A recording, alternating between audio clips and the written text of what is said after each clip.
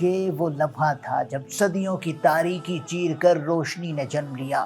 570 بعد از مسیح میں مکہ کی وادیوں میں ایک یتیم بچہ پیدا ہوا، محمد بن عبداللہ، جن کی آمد نے نہ صرف عرب کو بلکہ پوری دنیا کی روحانی سمت بدلنی تھی۔ جب آپ صلی اللہ علیہ وسلم پر وحی نازل ہوئی تو روم، ایران اور ہندوستان تین بڑی تہذیبی دنیایں تھیں، لیکن وحی صرف عرب میں اتری کیونکہ باقی دنیا یا تو قیصر و کسریٰ کے غرور میں تھی یا ہندو راجاؤں کے مندر میں قید۔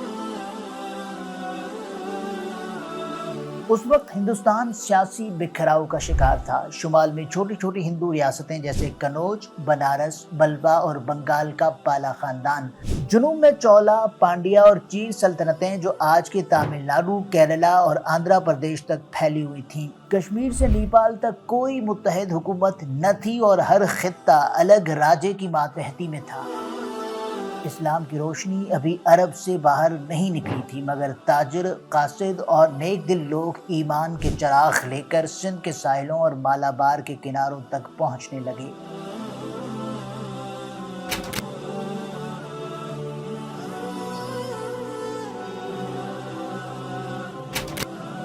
نبی کریم صلی اللہ علیہ وسلم کے وصال کے بعد خلافت راشدہ قائم ہوئی۔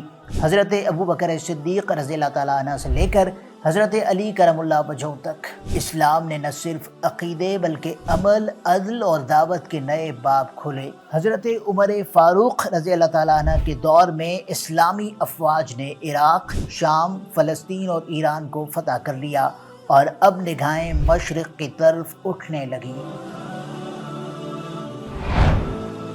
ہندوستان اب بھی پجاریوں، ذات پات اور مورتیوں کے جال میں قید تھا، لیکن سندھ کی بندرگاہوں پر عرب تاجروں کی سچائی، دیانت اور اسلام کی خوشبو پہنچ چکی تھی۔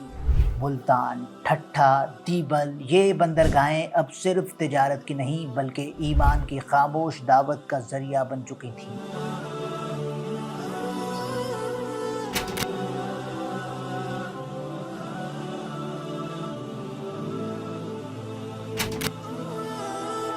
یہ 712 کا سال تھا جب ایک 17 سالہ نوجوان محمد بن قاسم عرب سے نکلا اور سندھ کے دروازے پر آن پہنچا۔ اس وقت سندھ پر راجہ ڈاہر کی حکومت تھی جس کا اقتدار الور، ٹھٹھہ، ملتان اور جنوبی پنجاب تک پھیلا ہوا تھا۔ یہ علاقہ آج کے سندھ اور جنوبی پنجاب کے بیشتر حصوں پر مشتمل تھا۔ محمد بن قاسم نے راجہ ڈاہر کو شکست دی اور دیبل، نیرون کوٹ، کراچی، الور اور ملتان فتح کیے۔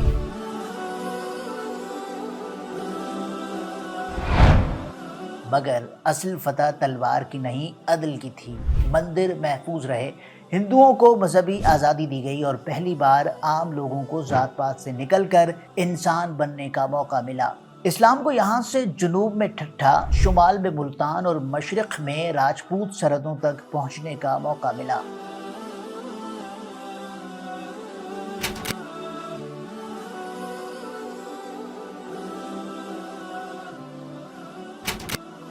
عباسی خلافت قائم ہوئی اور سندھ اب خلافت کا ایک صوبہ بن چکا تھا۔ ملتان، منصورہ اور دیبل میں مسجدیں، مدارس اور بازار بننے لگے، مگر اس وقت بھی ہندوستان کا بیشتر حصہ جیسے دلی، یوپی، بہار، بنگال، راجستھان، گجرات ابھی تک ہندو راجاؤں کے ہاتھ میں تھا۔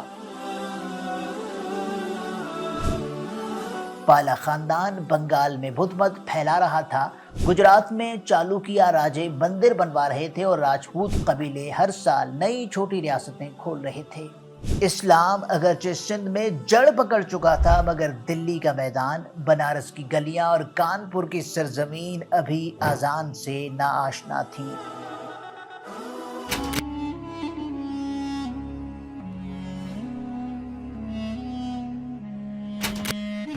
پھر غزنی سے ایک آہنی قدم بڑھا۔ سلطان محمود 1000 سے 1026 تک اس نے 17 حملے کیے اور ہر حملے کے بعد ہندوستان کا دروازہ اسلام کے لیے تھوڑا اور کھلتا گیا۔ پہلا حملہ ملتان پر، پھر تھانہ، ناندنا اور پھر مشہور سومناتھ کا مندر۔ لیکن محمود صرف حملہ آور نہیں تھا، اس نے لاہور، پشاور اور گجرات کے کئی شہروں میں اسلامی علم و فنون کے چراغ جلائے۔ اس وقت ہندوستان راجپوت قبیلوں کے قبضے میں تھا۔ پنجاب میں آنند پال، راجستھان میں چوہان، گجرات میں سولنکی اور بنگال میں پالا، یعنی کوئی مرکزیت نہیں تھی، اور یہی اس کی کمزوری بنی۔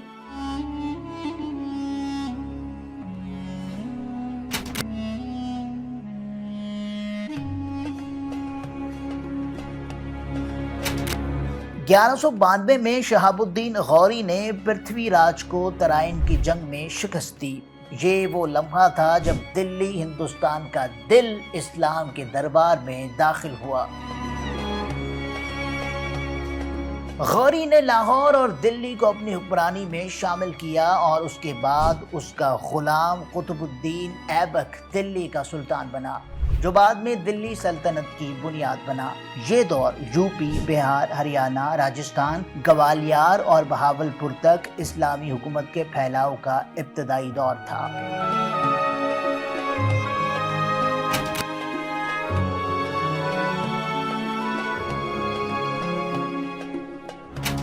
قطب الدین ایبک کے بعد دلی سلطنت قائم رہی، جس نے پورے شمالی ہندوستان کو اپنی گرفت میں لے لیا۔ غلام خاندان، خلجی، تغلق، سید اور لودھی خاندانوں نے 700 سال تک یوپی، بہار، اڑیسہ، مدھیہ پردیش اور بنگال کے کئی علاقوں پر حکومت کی۔ یہ دور صرف اقتدار کا نہیں بلکہ اسلامی علم، ثقافت، تصوف، فن تعمیر اور زبان کا عروج تھا۔ دلی، بدایوں، جونپور، گوالیار اور گجرات، ہر جگہ مدرسے، مساجد اور خانقاہیں وجود میں آئیں۔ خواجہ معین الدین چشتی رحمۃ اللہ علیہ، حضرت نظام الدین اولیاء اور ہزاروں صوفیاء کرام نے دلوں کو فتح کیا اور اسلام کو ایک رحمت بنا کر پیش کیا۔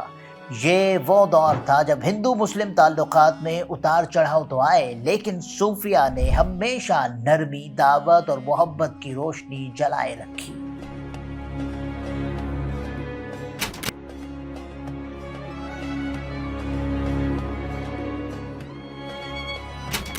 اب ہندوستان کا منظر بدل چکا تھا۔ جہاں پہلے مندروں کی گھنٹیاں تھیں، وہاں اب اذانیں گونج رہی تھیں۔ اللہ اکبر، اللہ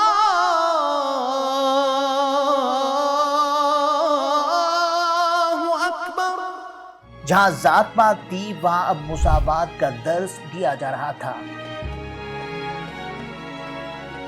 1526 میں بابر کابل سے اٹھا اور پانی پت کے میدان میں ابراہیم لودھی کو شکست دے کر مغل سلطنت کا آغاز کیا، اور یوں ایک نیا باب شروع ہونے کو تھا۔